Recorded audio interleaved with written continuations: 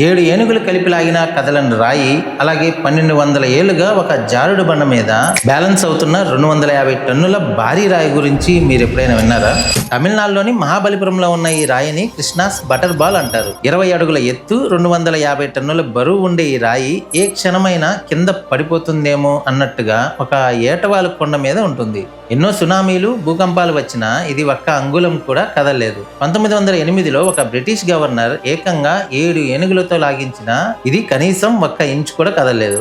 దీని వెనుక ఉన్న సైన్స్ ఏంటంటే ఫ్రిక్షన్ మరియు సెంటర్ ఆఫ్ గ్రావిటీ. ఈ రాయి కింది భాగం కొండకు ఆనుకుని ఉన్న ఏరియా చాలా చిన్నదే అయినా దాని బరువు మొత్తం ఆ చిన్న పాయింట్ దగ్గరే పర్ఫెక్ట్ గా కేంద్రీకృతమై బ్యాలెన్స్ అవుతుంది. అలాగే ఆ ఏటవాల కొండకి ఈ రాయికి మధ్య ఉన్న ఫ్రిక్షన్ వల్ల ఇది జారిపోకుండా వందలేళ్లుగా అలాగే లాక్ అయిపోయింది.